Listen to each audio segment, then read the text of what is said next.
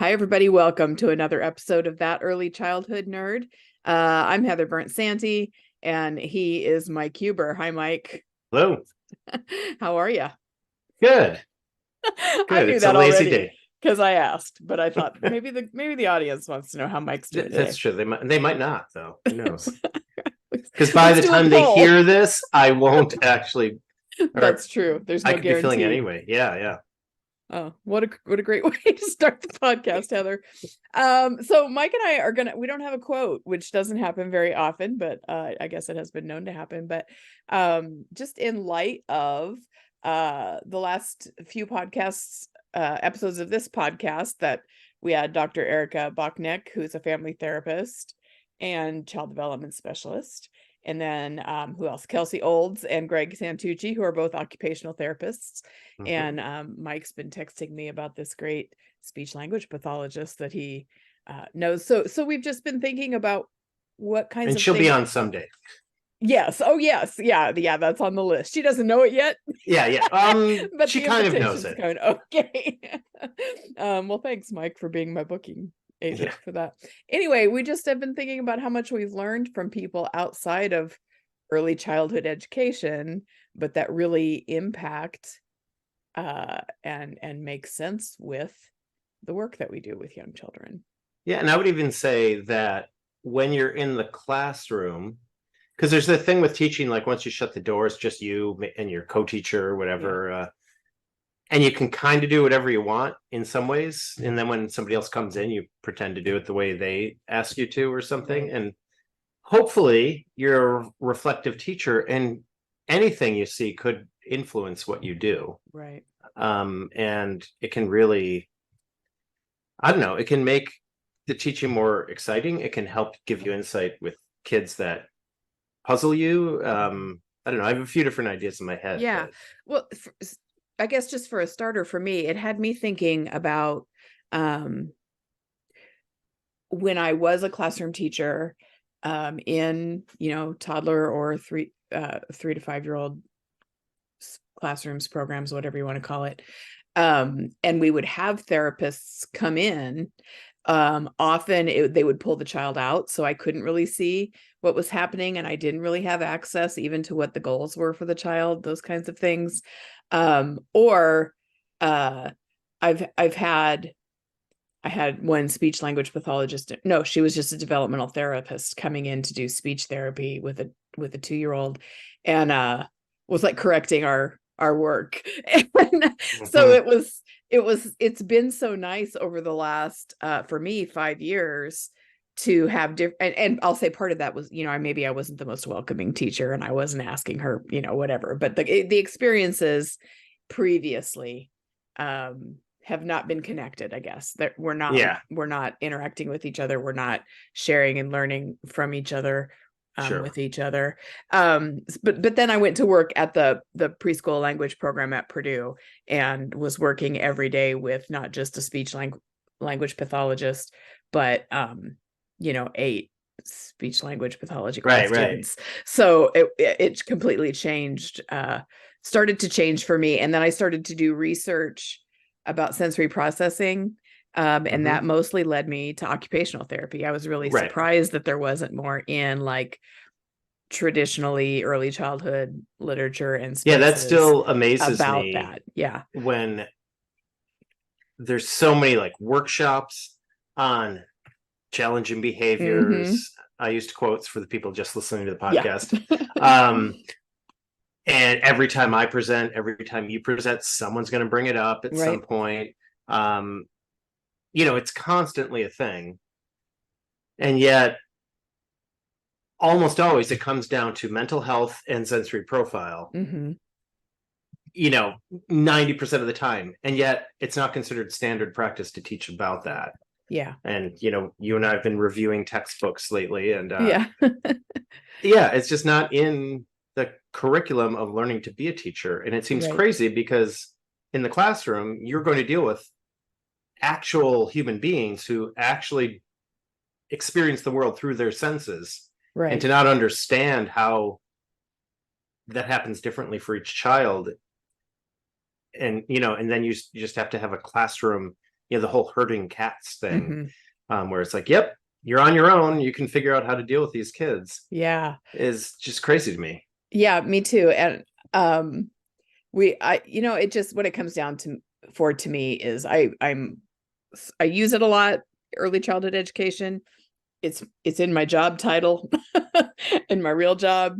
But more and more, I'm just getting really frustrated with that focus on just the education piece and not on the Right. child. And I feel like that's where I really appreciate hearing uh, Dr. Erica and Kelsey Yeah. and Greg come in, talking about the child and the child's body and physical being, and Right. Right. Right. how that Yeah. can impact what we expect and how we help. Yeah. It's interesting for me. So when I think about the first time I started thinking about this, I had a child that I guess I actually don't know what diagnosis the child got specifically. Mm-hmm. I have some guesses, but there was Mm-hmm. another parent who was an occupational therapist, but just was one of the parents dropping off her kid, but would see this child. And I think she kind of came to me at one point of like, yeah, if you ever wanted to hire me to do, a training for the teachers here about, sensory integration, Mm-hmm. I think was the term she would have used back then. Maybe sensory processing, but I was sort of like, didn't even know why she was saying that, but no, sure. Of course, Yeah. she's walking out the door every day of like, oh, that child needs that child's getting overstimulated, or that child needs, a different sensory thing to calm down a little bit, or Mm-hmm. she figures it out, or, has inklings, Mm-hmm. right? Just from the little bit she sees. But she couldn't say that to me. And so it was just really interesting that when she did the workshop, it was like, oh, so then we suddenly had like all these sensory things in the room, Mm-hmm. different headphones for when it got too loud, or, soft things to help calm down. And I was always pretty good about getting the sensory stuff that stimulates kids, Right. right? That kids could get amped up, Yeah. which kids need to do, right? Like, Yeah. that whole idea of regulation is kids being having the right energy level for what is happening. Um, Right. I think we've And talked about it. Yeah. that's So, that's such a good example of, I mean, so one other thing I wanted to say is that it's also clear, as I learn more and read more and listen more, that even within those fields, like occupational therapy, speech language, whatever, there are people who hold on to old practice, and there are people who mhm, are, moving forward with what we learn as we, what the new information is, and yes. rethinking. So that's important to say, that we're not saying every early childhood person is bad and every Oh, yeah, yeah, for sure. therapist is great, but it is an interesting way to learn, um to just be challenged. And the idea of regulation, like, I think it was Kelsey Olds on her occupational therapist Facebook page, maybe just in the last few days, posted that infographic about what regulation is and Yeah. isn't. Yeah, that I And I was don't referring to remember the that. language, but it caught me, because that's definitely how one is like, regulated doesn't mean calm, right? It Right. means that their energy level matches what the situation they're in, or what they're being asked to Yeah. do, or something like that. And but it doesn't mean calm. Right. And I definitely had slipped into that, Hmm. using regulation as a euphemism for Right. behavior. And so it was Right. such a good reminder Yeah. Yeah. to be like, oh, you're definitely slipping back into an old habit there, just using a new word. Yeah. For sure. And of course, regulation in occupational therapy, it is lingo to mean a specific thing Yeah.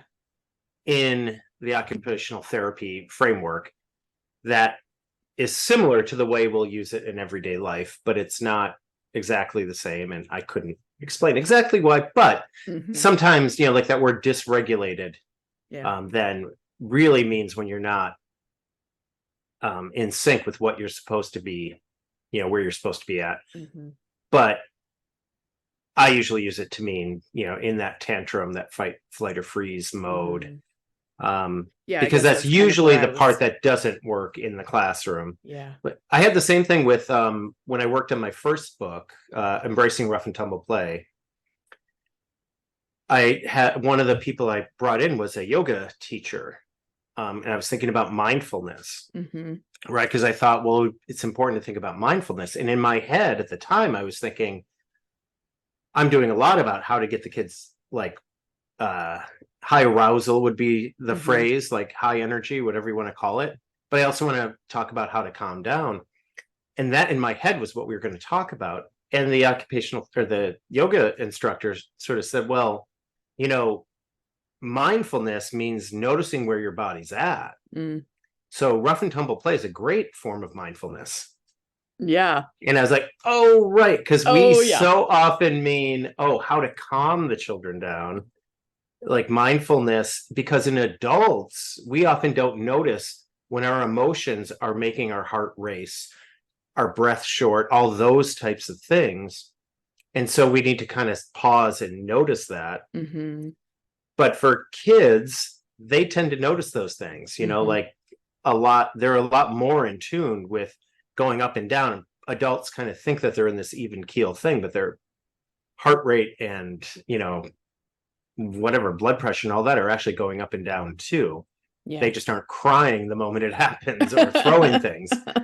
And so mindfulness for adults often means really slowing down and noticing what your body's doing and where you tense. Mm-hmm. And children are actually much more aware of that. And so mindfulness is simply your mind noticing where your body is and your body's needs. Mm-hmm. So that was interesting for me. And that's another example, I suppose, of bringing in a yoga instructor to talk about things. Yeah. And then she brought up all these things that I think help with teaching, because she was like, oh, when I'm doing a yoga class, I know that I can't actually start anything for 5 minutes. I have the music on, but I won't even pretend to put us in that meditative state for at least 5 minutes. And then I know it's going to take 5 more minutes to get there. Oh, Because yeah, sure. grown-ups are first going to say, oh, hey, how was your week? Oh, blah, blah, blah, blah. And she's like, I'm not going to interrupt that, because that actually goes against what they need right now. Right now, they need to emotionally connect or socially connect Mm-hmm. with the others in the class and put their stuff down, whatever. And they get into when they're on their mat, you can start to see them starting to listen to the music, starting to breathe to the rhythm of the music. And then I can start talking. But then I still know that someone is still whispering to someone else for a few more minutes. And I don't want to bring it up because that interrupts the thing. And I was just like, oh, and how many of us are just like, oh my God, 10 seconds ago, I said it's time to clean up. Right, and kids exactly. are still playing. I'm thinking, if grown-ups take 10 minutes to do it, why would I expect kids to do it any quicker? So anything that brings that up is good, great for me to hear, because that's such a tendency. We could make so many excuses and give so many rationales for us as adults that we don't accept with children. But I think part of that is because we get into our scripts as early childhood people. And that's another, that's for me, maybe one of the most important ways that listening to, reading about, learning from people outside the field is helpful to me. Like I think even something as simple, we had Dr. Erica Bachneck on and a few weeks ago, and that was because I heard her at a conference speaking, and they were talking about specifically behavior. It was the topic was supposed to be mental health, but of course that always goes to behavior. And someone said, well, I just always wonder if something's going on at home. That's a very early childhood script thing to say, right? And Dr. Erica said, no, it's happening right now in front of you. It's not something happening at home. And everybody was like, oh, like that was so mind-blowing. Right. But it's just because it went against the script that we're used to. Right. And it's one of those things that, it doesn't make any sense to not deal with the child in front of you, because you have no control over what happens at home, but you have lots of control over what happens in front of you. And that was the one I had to look to remember. She talked about she used the phrase belongingness. Yes. And I thought that was great because we don't think enough about that. Well, does the child feel like they belong? Because the child who keeps getting told that they're being too loud or that they're playing the wrong way, thinking of, gunplay or whatever, like they don't feel like they belong. They have to change who they are so that the teacher, oh, I like how you're doing this. It's like, oh, so you don't like when I do the thing that I feel like I need to be doing, but you like me when I do this thing. So I don't really belong, or my true self. I only belong if I change. Yeah, exactly. I am totally willing to accept you as long as you change yourself to be like me. Yeah, but I thought, her conversation was great, and it's that thing of, it's like it's your job to work with the kids in front of you. I know. I was thinking about the school readiness thing where parents will show me things that kindergartens will send where it's like, oh, they're supposed to do this. It's like, oh, that's interesting because that's the state kindergarten standard for the end of the year. Yeah. But they want you as the parent to make sure the kid can do it now because, it's like, I thought my understanding was that would be a teacher's job to help the child maybe. And this is, of course, like if I actually believed that standards were like the be all end all, but even if they're guideposts, I'm like, this is what we'd expect most kids to be able to do. And if some don't, that's okay because everyone develops differently, but we also want to have some idea. That I'm fine with. The word standard doesn't cover that, but still, why would you tell parents they should be doing this before they come? Because the state says that they have to do it by the time they leave. So like, it's just such a weird thing. And then meanwhile, it just causes all this anxiety. It's like, it just seems like, what if you dealt, school readiness could be the school being ready for the kids, not the parents. And everyone who's going to be part of that child's experience being ready. Yes.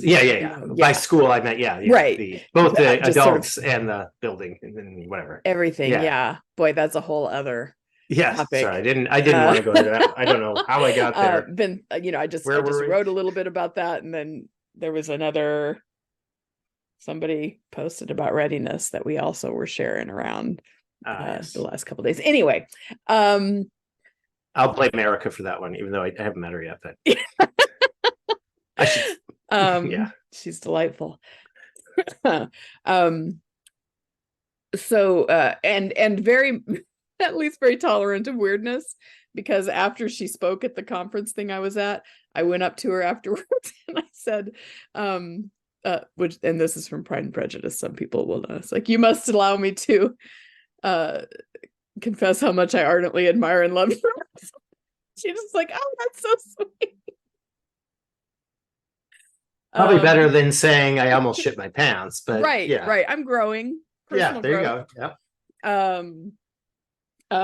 In some ways I'm growing. Anyway, so I was just trying to think specifically what other kinds of things, like I think about how much I've learned about autism from people outside of early childhood. Especially, we just did the episode with Greg. I just did the episode with Greg about ABA, and that was like something I sort of reflexively, instinctively was not comfortable doing. And when I was asked, even, the most I was asked to do, for a child's goal or whatever, was eye contact. Right. And I remember one day being down on this little boy's level, a 4-year-old, and his goal was that he would make eye contact. So I was like really trying to hold him in. And he was like using every resource to get out of that gaze. Like he was rolling his eyes up in his head and turning his head and squirming. And I finally just thought, this is I'm hurting him. Like I was just thinking you could have a pin that you keep like trying to poke him and he keeps moving away. Like, what is wrong with this kid? I can't. And I was like, oh, maybe this is wrong. And then I think that's right around the time that I discovered Greg Santucci stuff. Yeah. Oh, okay. It's not just me being resistant or weird or this really is something we need to take seriously. And I think for me, because my kiddo is autistic and very articulate. So they're an adult, for those of you who haven't listened to other episodes of me. You aren't tracking Mike's life. On a little chart on the wall. Exactly. No, but they're very articulate about oh yeah, of course I can make eye contact, Mhm. but it's really stressful. So I Mhm. have to decide how much stress do I want, or Mhm. when I'm stressed out about other things, there's less. Spoons is the phrase that's Mhm. usually used. I think it comes from I can't remember her first name. Lawson's the second name. I lost it. But anyways, I've this seen the author, metaphor. I've never seen yeah, the talks about origin you have so story. many spoons to Yeah. deal with those types of stressors. So um when you're feeling stressed already, eye contact is just going to make it worse. And it is that sort of Remus described as like wearing that uncomfortable shirt, Mm. or having, when you've walked in the rain and your socks are wet, but you still have 5 miles to walk and you just got to walk in it. And it's that Yeah, that's feeling. It's like gross. that's eye contact Mm. for a lot of autistic people. So yeah, they could do it, but do they want to? And if they're stressed about other things, they will not at all. Right. And so I thought it was a good way to, I mean, it was helpful for me. So aside from having the, um, whatever you want to call them, academic experts, medical Yeah. experts, now I'm using the metaphor from my book, right? But the main expert is people who are experiencing it. And so Mhm. when you can get adults who are autistic, or adults, depending what the thing is, I mean, just thinking of gender non-conforming people, when Mhm. you start to talk to adults, you can start to understand the kid who's assigned male at birth wanting to wear the dress, not just for pretend, but there's something deeper going on there. And then you find out from adults, oh, I Mhm. knew when I was 4, Yeah. and there's every evidence to show most people do know at the age of 3 and 4. But they also know how to please adults. So if Mhm. adults react negatively, especially strongly negative, they'll hide that Mhm. until they can't anymore. That's heartbreaking. Yeah, but Uh, you learn from, like, you can learn from other people, I guess, yeah, is and my so point. this It is doesn't just something. have to be the experts in the field. Yeah, so that I guess comes in with, the autistic disability rights folks Hmm. coming out and letting us know how they experienced what was offered with good intention by, people who thought Yeah, they were helping or whatever, and some not, but overall I think that's worth right, thing. But this is what you do so well, is you find those other groups, people, voices, and then right. you come back into early childhood with it. Um so like in the Your Inclusion Includes Us Yeah, book, yeah, just the idea of social disability, like I'd never heard that before, right, right, that phrase, and just hearing the phrase, the social model of disability, I mean, just hearing the yeah, phrase was like, oh, like there was an immediate, right, oh, right, this is a way to think about this that fits what I have seen and experienced right, right. better, and Yeah, just yeah, didn't know how to talk about it, or didn't know that there right. was a whole group of other people talking about it Yeah. too. So it I becomes mean, it's empowering. yeah. And it's funny because when I was researching that book, what I didn't read was special education books. Hmm. Um, and it was on purpose because I had just accidentally, I mean, really, the disability rights movement, I was a little bit aware of, Hmm. but felt like I had to delve deeper into it because, one, being the parent Hmm. of a disabled uh, child who's about to become an adult, Uh-huh. and just, the more you do it, the more you realize, wait, how come I don't know this? Like it affects everything I do. Hmm. And in the book, I start with a story about a child with I'm Cystic trying to fibrosis. cystic fibrosis. Thank you. I was trying to remember which one started the book. Uh-huh. Yeah, it was the cystic Uh-huh. fibrosis story. And I don't think I acted as well as I could have. Mm. I don't think I was. In that story, you were in an early childhood script, Yeah. right? Yes, exactly. That was it. I was in an yes. But then I had the humanity and I responded, but I was aware that these two things don't Hmm. jive.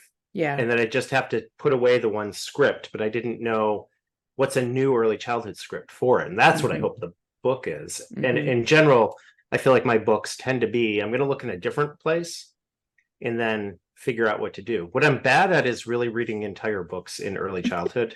My ADHD is like really obvious to me in some ways. But yeah, then it actually works out well for me in that sense of like, well, I don't want to, okay, I know those books are written. Let me go look outside the field and see what's around. So it's good and bad. Yeah, I can just send you my highlight. I just hang out with you guys because I know I have enough early childhood nerd friends that are, that read the entire book. Yeah. I just read part of it and listened to the podcast with the author. Yeah. What else? Let's talk about the speech language pathologist and what you're learning. Why you think she needs to be on the podcast? Not her specifically, but like what has that brought to the conversation she should be, for but you? yes. Yeah. Well, I know. So specifically, sorry. For Carrie Hahn, this is just the plug I'll give because I have a feeling she won't be able to do anything until the school year because she has 2 kids. And also her one child made a museum of Boppets, the toy Boppets. So that's what she's kind of been doing. She's got them all day. The two kids. Because the conversation we had was at a playground and she had to interrupt a few times to go help out. But one thing that I think she's really good at, and this is why Anna, who's been on the podcast, told me, you two don't know each other. You've got to meet. Because we had worked in the same building for a little while, but didn't cross paths. Anna described her as the person who's most able to connect with non-speaking children almost right away. And so we were sitting there at when we first met, and I said something about that. And she said, well, yeah, I mean, I think what it is, I just I don't say anything right away. I kind of see what they're doing and take an interest in that. I might imitate what they do. And she's like, I just don't understand why, like the thing that people should write about first is attunement. Which for those who've read my book, and I had a copy of the book to give to her, and I just opened it up to, whatever, it's like page 6. She probably studied you secretly just to No, I don't think so, because she was like, oh my God. But Anna knew that the two of us are actually thinking alike. But I love that she talked about attunement. And then Carrie Ebert, another Carrie, I didn't think of that, is a speech language pathologist. I just discovered it on Instagram. She does some pretty cool, just those little graphics also. Had this one about speaking it just being one color in the rainbow of expressive language. Yeah. And that was the first time I saw a simple way of explaining that, right? That gestures are just as meaningful. They aren't less than speaking. Vocalizations aren't less than. And I think those of us in early childhood, because we're people who grew up wanting to play teacher, we're very biased towards speaking. Yeah. And probably even writing too, to a certain degree, depending, if you have 5-year-olds, it's still like writing. But I realize I watch it all the time because we have non-speaking kids in our program, but we're an inclusion program. So it'll be maybe one child in each classroom, but teachers don't interact as much because they'll ask a question, and the people who talk first, so the people who verbally process quicker are the ones that they hear, and the teacher will say, well, I asked it to everyone, and then I just, but that one gets the attention and the connection. And then they get the connection and attention. Because they verbalize. That's one of the things that I learned really early from Ann Gritt, who was the speech language pathologist that I worked with at Purdue. And I don't ever remember having an explicit thought or feeling that, children who aren't verbal aren't communicating or aren't able to communicate. But I definitely have felt myself and seen in others that we attribute more intelligence to the children who speak. I was going to say, you might think they have thoughts, but not complex thoughts. Right. So I learned a lot of new information about that sort of rainbow of communication from her, but ultimately it was just a switch that flipped the switch, whatever you want to say, that made my implicit bias almost explicit, so I had to do something about it. Yes. And then I thought more about it, and then I could be more intentional about it. Right. And a lot of times that's what happens. I mean, sometimes I am just learning something brand new, like Right. sensory processing stuff I hadn't Yeah. even Yeah. thought about Me too. until I Yeah. started at Purdue. Yeah. But sometimes it's just, oh, okay, so that's the way I've been operating and I didn't realize it, and I want to do things a little differently now. Right. So I have a question for you, because Yeah. what I imagine some listeners thinking now is, okay, that's great. And I'll go look up Dr. Erica and Greg and Kelsey Olds. But how do we find it? How do we sift through what's garbage in another field and what's good in another field? Like, Yeah. It's a good, tricky. yeah, for sure. And I think, I mean, I've been, I guess, similar to you. Mm-hmm. Most of it has been because I was in a place where I could have that personal relationship. Yeah. So at my workplace, there's speech language pathologists, occupational therapists, and mental health practitioners on site. And the kids, depending on how insurance allows for it and what the child's needs are, sometimes the therapist will be in the classroom for the session. Sometimes they do have to pull out. Mm-hmm. Sometimes one of the things I like where I work is they have it's called the super gym. They have two different gyms where it can have more than one child in the facility at the same time. And it's usually a therapist per child, depending on how the insurance works again. Yeah. Sometimes it's one therapist, but two kids can be working because they're not just working on the motor skills involved or the processing skills involved. They're also focusing on the social, because too often the older models of occupational therapy or any speech language pathology, anything like that, you go into this room isolated, and then the child can do it with the therapist. And it's like, yep, they're good to go. And they go into the classroom, and the teacher's like, what do you mean? They can't do any of that. Yeah. What do you mean? They can't, their motor planning is just as, disorganized as ever, and, and that's so that having that social piece of it. But then for me, a lot, being able to talk to people, then they'll say, oh, have you read this book? Or, oh yeah, this, whatever. So I can have a conversation in the hallway just real quickly about whatever, and I usually start with, it seems to me, or my experience in the classroom has been this, is what do you think that's all about, or something, and I'm also conscious of not trying to mansplain to someone who's actually the expert in the field, but more, I know, like in the classroom, this thing isn't making sense to me from my early childhood lens.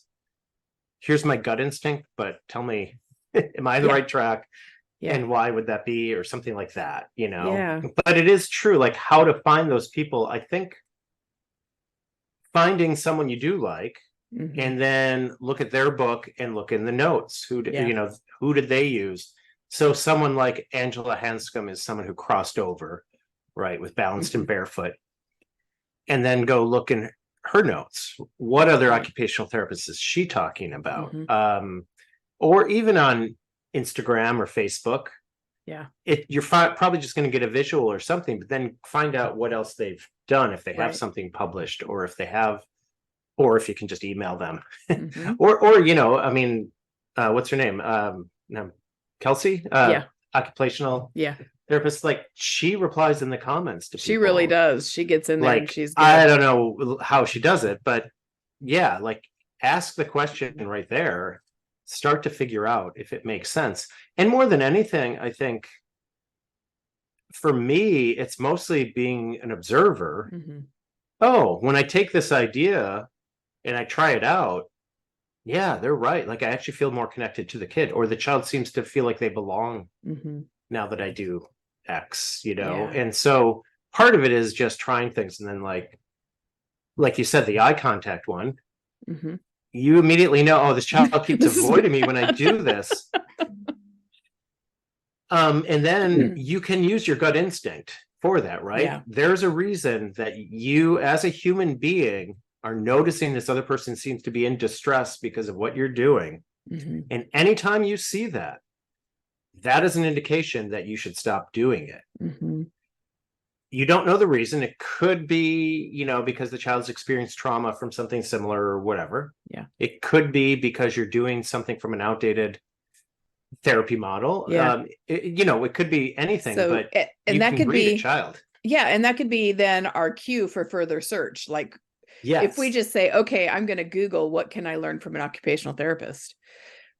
That's not going to be super helpful. But if, we could Google, why is eye contact difficult, or, Yeah. something like that. Like that instinct that we have in the moment can lead to the thing we search, that can lead to the next thing, to the next thing. Yes. And I do encourage like listening to good podcasts. Uh-huh. So I'm a podcast person, so that's the way I go. So Two Sides of the Spectrum is a great way to start to learn. And the person who does it, I can't remember her name offhand, she is not autistic, but a lot of her guests are.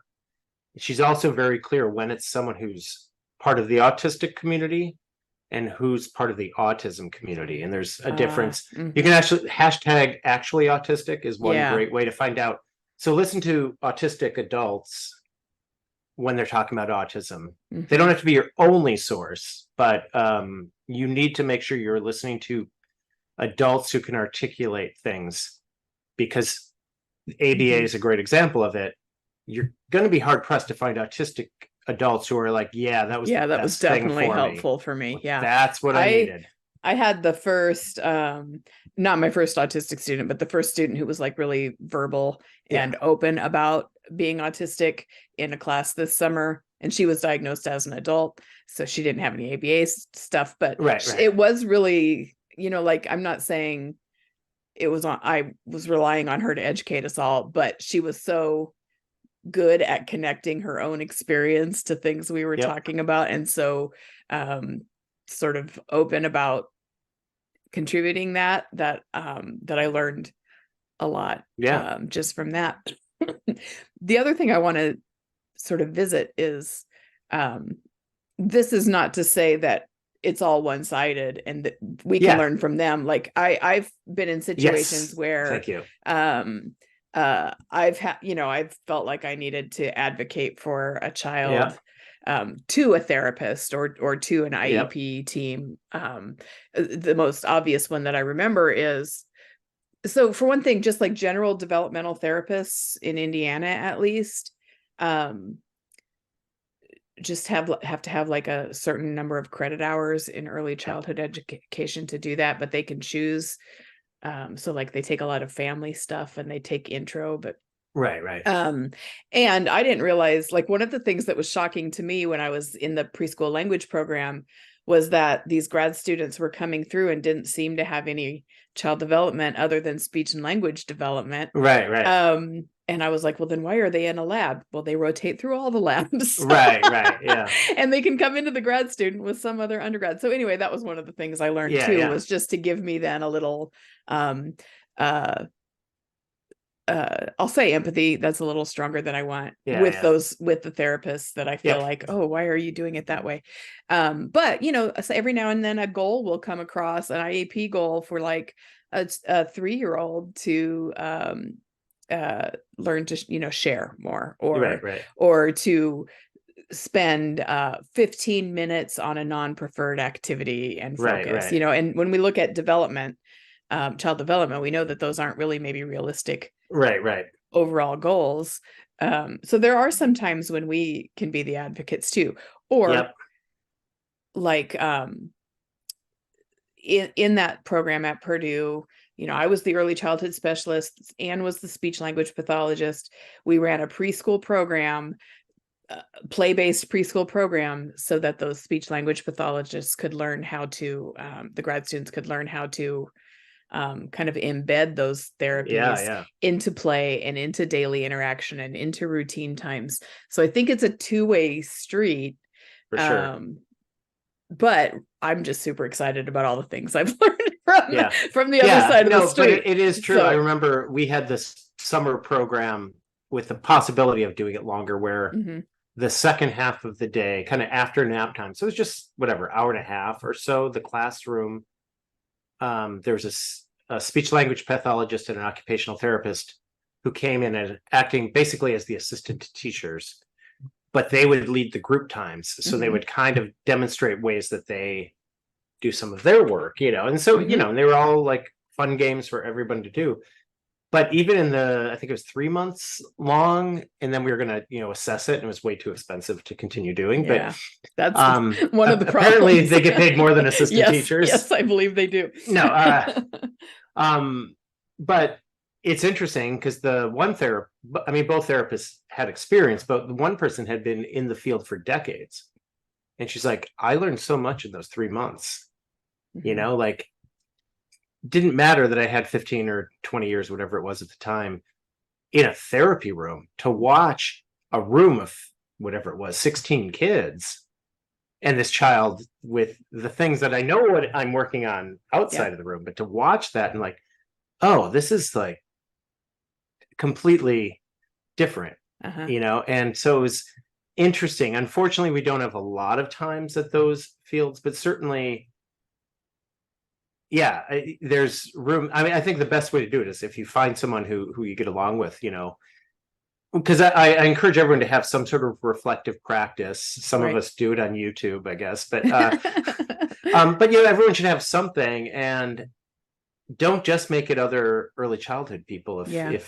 If you have other people interested, the group that became Teaching with the Body and Mind was originally just around physical play. And one of the people that was at a lot of our discussions, we just met at coffee shops, was a psychologist, and then one person was special ed, we didn't have a huge array of people. Most people were preschool, but still, it just gives it a different, you get these other perspectives. But if you have that opportunity in some way, I encourage that, even if it is a social media relationship, whatever. Even if, so I'm thinking about theorists. I mean, I'm kind of always thinking about theorists, but specifically right now because I'm getting ready. Economic theorists this time? No, early childhood.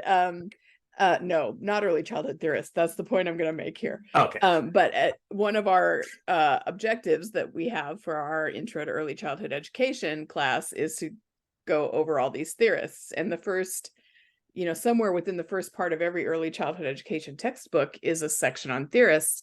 But if we really look at the people that we're studying, like Montessori wasn't early childhood. She was John Dewey wasn't. John Dewey wasn't. Piaget wasn't. Piaget were both psychologists. Vygotsky wasn't. Right. None of them were. These people that we study as theorists and the basis for our specific field. That's a great are way. Coming from all over the place, but that's where we could have started from. Well, you said you didn't want to talk specifically about theorists. So. No, it's true. It's true. So anyway, I just was thinking about that, and I was like, it's the same thing now. We sort of get into these silos, and maybe if we go back and reflect on how the people we base most of our work on were not specifically trained in early childhood, right, that will help us be a little bit more, I guess, open. Again, that's not quite the nuanced word that I want, but I think it could be an interesting reflection. Yeah, I think your phrase, or talking about it as scripts, that we learn these scripts, and everywhere you go, we have the same scripts, at least in the United States. Yeah, and the script itself isn't real. It is a script, just like every other script, right. And so we have to fall, using schema theory, we have to fall into something to start with, but we shouldn't but we still need to have that reflective piece, or that critical piece. Critical thinking. Right? That's what we're trying to say. Why do I do this? Why do I always say whatever, the person says? Like, just thinking of a teacher who has the weather, if they're still checking the weather, doing the weather. Yeah. Like, because my first question would be, so which kids in the classroom don't know what the weather's like when they go outside? Right? Because the script is, it's because we want to teach kids to sit down and talk about meaningful things. It's science. Well, that's not meaningful. That's not meaningful at all, because Yeah. if they all know it, like you and I are going to just sit here and talk about what shade of white you have on the wall behind you, even though at some point when you were painting the walls, maybe it was a discussion. Yes. But yeah, sorry, I didn't mean to bring up past trauma. No, no, you know what I mean? Okay. Like these are the walls we moved into. No trauma here.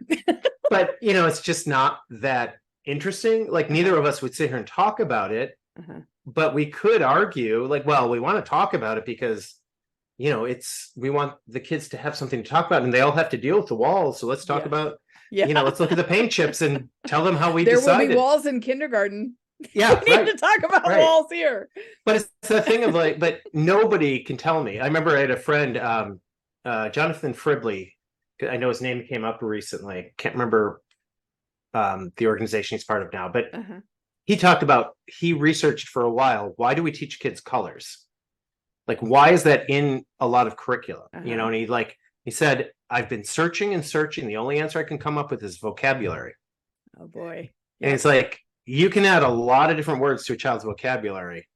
It seems like, okay, red. Okay, they've got it. Now what? You're like, like kids will experience things. You may find a kid who can't come up with the color name. I never have met one yet. I've only been in the field, whatever, 30 something years. So I'm sure there's someone. I did have a kid who was trying to would mix paint, like, oh, I'm trying to get periwinkle. And she would just keep adding, because I just had, the pumps for the different paints. So she kept adding color. I love that. Yeah, I think this is anonymous enough to say that her first name was Matisse. So there you go. So yeah, like you knew her parents, whatever. Yeah. But just that thing of, that's the only time I've seen color really that interesting to kids. The names of colors, I should say. Yeah. So, well, I mean, I don't know his research. Just getting out of our scripts. Right. I would say one of the other reasons unspoken is that it's easy to measure and feel like we're doing. Well, yeah. I mean, he actually knew that part, honestly. It's a discrete skill that we can But he was trying to be like, so you measured it. Like that. It's a discrete deficit we can create to feel like. Yes, exactly. There we go. Just like, they said it was partly cloudy, and clearly it is cloudy. Right. What's wrong with that kid? Yeah, we need to work. They're not ready for kindergarten. We need some intervention here. Man. Okay, so what else did you want to talk about with this one, Mike? I really just wanted to keep singing praises of the people that I know. So the other one I want to just throw in there, because we've mostly been mostly been talking about early childhood field and things, and sort of things about, you'll understand children better.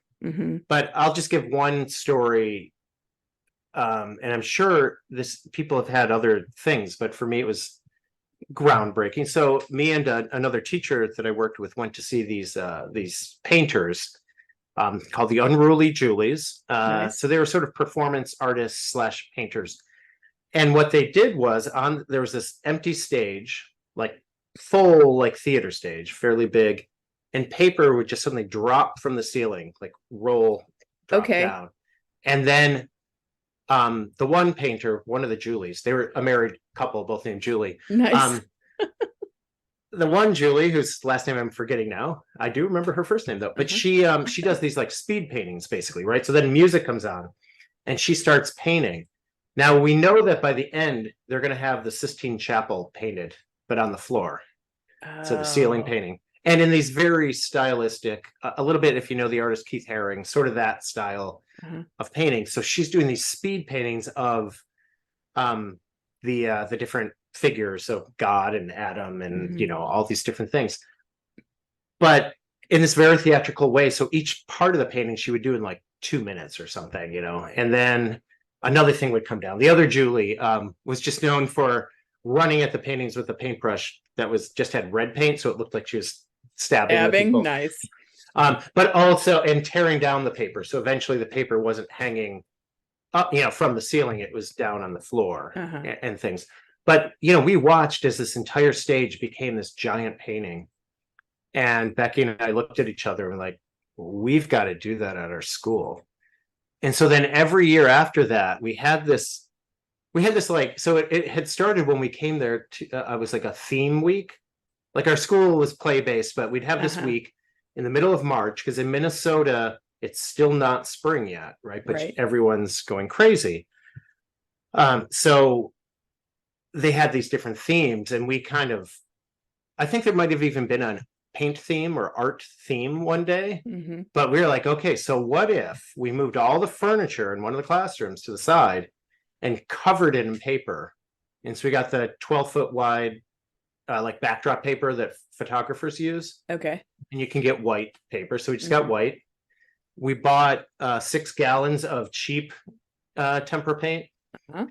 And just like fly swatters and like kid mops and all these sorts of things, just implements for them to paint with. Mm-hmm. And just put them, put the paint in the middle, the implements around, and then kids just came in and covered the room in paint. Eventually we started, the teachers would wear the white papery suits. Yeah. Okay. Whatever those I are don't know what called. they're called, but I know Yeah, what you yeah. mean. But that we looked like those envelopes, Yeah. So we'd be covered in that so they could paint Nice. us too. And we got a few parent volunteers to come, and they just like, as the kids were done, they went through the bathroom, and there was like a bathroom that connected to another classroom. So into the bathroom with like big dish pans of water, like wash the kids out, like clothes were off. They had Uh-huh. a change of clothes. Like we told all the Nice. parents, you can use clothes from the school, or bring some, but they're not, they're Uh-huh. destroyed, And then they went in the other room and played. Uh-huh. Sometimes it was warm enough to go out on the playground. And what it became was the parents, this is a few years ago, so some of it was on Instagram, it's probably mostly on Facebook, but parents just came early, watched the whole thing, filming it, Yeah. just taking part in it. And we just took over the whole thing and just turned it in this big, and it was because watching these two artists, it was amazing. It was like, oh, I want to see that. And part of it was these two adults look like 4-year-olds, like the enthusiasm of 4-year-olds, Yeah. And so yeah, we just were like, oh, we got to do that. And then we did it. Yeah. And so yeah, anyways, so thinking that sometimes it's just that you'll see something on whatever, TikTok, YouTube, something's like, oh, that's really neat. Oh, what would I do? What would happen if I tried that in the classroom? Right. How does this And translate into yes, what so I'm that's doing? a little just more of that inspiration thing. Mm-hmm. But that became like a huge thing every year. And parents would be asking, like, when is it this year? When is it? Sounds like it would be a huge thing. That's great. Yeah. So I just wanted to throw out that there's other types of inspiration that are outside your field that doesn't have to be a therapist or an someone specifically working with children. Even it can just be right. Yeah, I was trying to think if I had any examples like that. I mean, I definitely know that I just kind of walk through the world thinking, how could I use this? How could I use this? Right. Oh yeah, for sure. And I know, I mean, we all do it to a certain degree, but I guess I think a little bit of like Bev Boz, talking about like don't just have some vinegar and baking soda, like make the room explode. So like if you see something, like how could you not just do it, but like really do it? Yeah. So yeah. So this is another one of those moments where I really wish I was still in direct care. I know, I totally miss being able to do that. Yeah, so I hope no one that's working on the committee to help me build this childcare center is listening right now, because they'll be terrified of what I might do. You need floors that you can hose down, that's all. Yeah. All right. Well, I just always, when we're recording, I'm always like, okay, what other questioners might listeners have, or what what might need to clarify. I think we're in a good they can spot just for write this. it, because we'll have to talk again. Yeah. Or if they have examples, like I'd love to hear examples of things that other folks have been inspired by or learned from, something outside of. And if they're already listening to this, obviously listening to this podcast is a way to find other people. That's true. Yeah. Okay, well, thanks, Mike. Thanks. As always, it was a good time. And thanks everybody for listening. I hope you come back again next week.